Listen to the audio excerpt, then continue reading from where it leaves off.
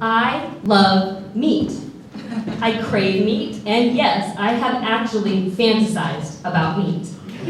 Now, some people are taken aback when I say this because they look at me and they're like, well, you look Indian, and don't those Indians, aren't they vegetarian? It's true. I'm the daughter of Indian immigrants, and it is true that the Indian subcontinent is the convergence of three major world religions, Islam, Hinduism, Buddhism, that all, to varying degrees, talk about not eating animal flesh. But then there's one other very little known religion that comes out of India, and it's called Jainism. And even though only about 1% of the world's population is Jain, it's had wide influence in the world. Mahatma Gandhi got his principles of nonviolent protest from Jainism. Martin Luther King Jr. also used a lot of Jain principles because at its root, Jainism is all about nonviolence. And one of the core principles of that nonviolence is, well, you don't eat meat. Well, I just so happen to be the daughter of Jains. And yet, I was a child who would lay in bed and fantasize about hamburgers and hot dogs. In my household, not only did we not have any meat, and it was completely forbidden, but it was a dirty word. Meat was a dirty word, and yet I was this child who wanted nothing more than to eat meat. I remember the first day of first grade. This is the first time, right, that you get to eat lunch at school. You can buy the school lunch. And so the teacher says, how many people are going to get hamburgers today? I was like, yeah, me. I totally want a hamburger. And she kind of looked at me, and then she tallied all the other votes, and then afterwards she came over to me and said very quietly, she said, Shefali, I see the lunchbox your mom packed for you. I think you've got your lunch today. And I remember that day going to the cafeteria and seeing all the other kids get their trays with their hamburger and their French fries. And there I sat eating the lunch out of my lunchbox, my two long Indian girl braids. My dad's company picnics were torture. These were totally all-American affairs, right? So barbecues.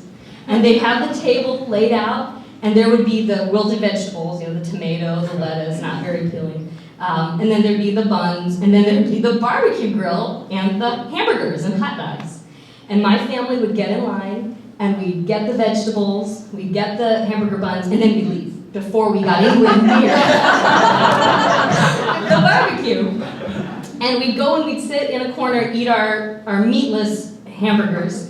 And as soon as the smell of the meat from the barbecue got going and wafted over, my parents, my siblings would get this just completely disgusted look on their face, and I would be like,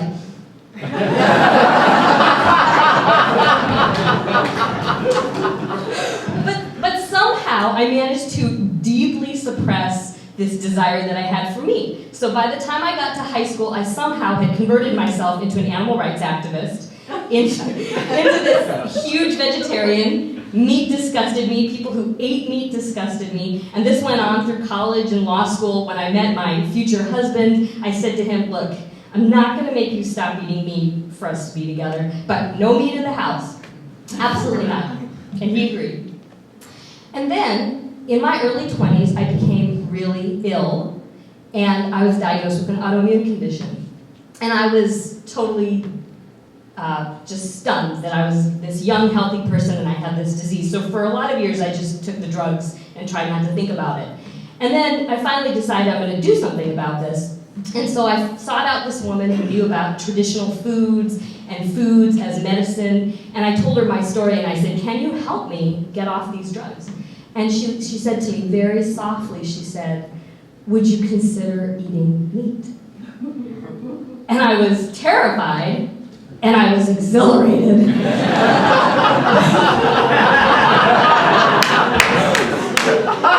Finally, somebody was saying to me, not only can you eat meat, but you need to eat meat to make your body healthy again.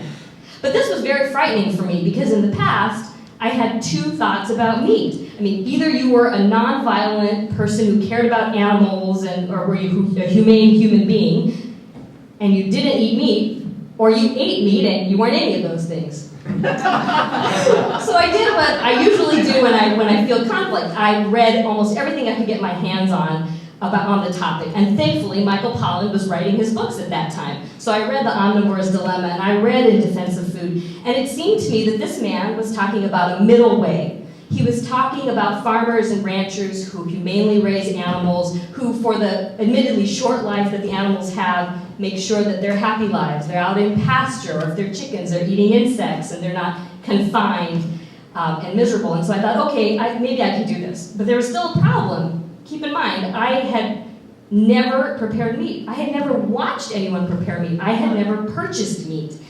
There was a lot I was going to have to learn. Luckily, we have a wonderful CSA in Tucson, CSA Community Supported Agriculture, where you pay a certain amount forward and you get produce, fresh, local, organic produce from a farmer. And the man who ran the Tucson CSA also went to all the local farms, and he knew which ranchers and farmers treated their animals in a humane way, and then he would bring that meat to our CSA. So this woman I had spoken with, a nutritionist, she said, look, you've got to buy 2 whole chickens, you need to roast them, and then you need to make bone broth, because that's going to be really good for your body. So I said, okay. I go to the CSA, I buy the 2 chickens, and I get home and I realize I have no idea how to roast a chicken. And so I called my girlfriend and I said, can you come help me roast a chicken? She said, well, you know, I've never roasted a chicken either, but I've seen my mom do it a lot, so okay, I'll come over and help you. So there we are with these 2 chickens, and it dawns on me that I'm going to have to touch this thing. Touch the chicken skin. And at first I was repulsed by this idea, but I did it. I made myself touch the skin of the chicken. And you know, you've got to stick your hand in the cavity. You have to become very intimate with this chicken. And that's exactly what I did. And in becoming intimate with the chicken, somehow I could feel better about the fact that I was about to eat this erstwhile living creature. So we roasted the chickens, we ate the meat, it was very good, and then again I had to become intimate, pulling all the meat off the bones, making the broth, and eventually, after weeks and weeks of doing this, I started to become healthy again. But I had still not told my parents about this, or my family. I was hiding my deep, dark, dirty secret. I'd go visit them, and I would pretend I was a vegetarian, and they'd come visit us, and we'd try to get rid of all traces of meat in the house. Which was a little difficult to do, because at that time, we were getting quarter cows from this local rancher. So I said to my mom, do not go into the freezer. You know, just don't do it. And it was like, don't ask, don't tell. She didn't. I will not go into the freezer. And then my first son was born. And he was born at home, and a few days later, he became very ill and ended up having to be in the neonatal intensive care unit for an entire week. And that's a story for another time. But that story intersects with this story because I was depleted, I had lost a lot of blood, I was desperately trying to establish breastfeeding with this baby that I could only hold every 3 or 4 hours. And my body needed meat, needed protein. And I didn't know how that was going to happen because I was spending all my time at the hospital.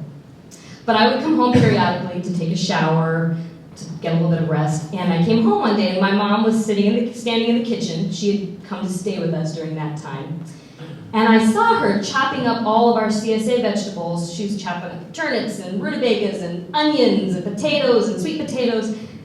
And I said, Mom, what are you doing? What are you making? And she said, well, I heard that you needed some protein for your body, so I'm chopping all this up to make you a pot roast. And I was stunned. This is a woman who was a vegetarian her entire life.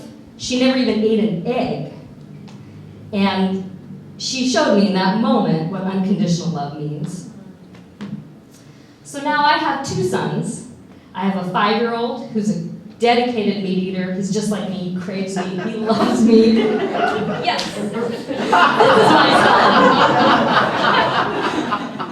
And I have a 3-year-old who is, for all intents and purposes, a vegetarian. From the moment he started eating solid food, he doesn't want to have anything to do with meat. And at first, I tried to force him to eat it because I thought, this is how a person should eat. This is a healthy way to eat. This is what I've learned. And I became so frustrated at one point that I even took him to a feeding therapist, to a pediatric feeding therapist. They have such And after about a half an hour, the therapist looked at me and she said, you know, he's fine. He's a selective eater. That's what they call picky eaters now.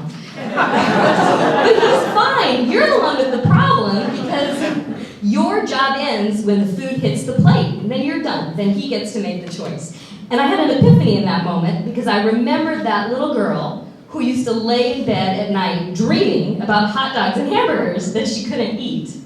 And I thought, even though love and food are so intertwined in our world, in our culture, in our families, I was not going to condition the one on the other. Thank you. Wow.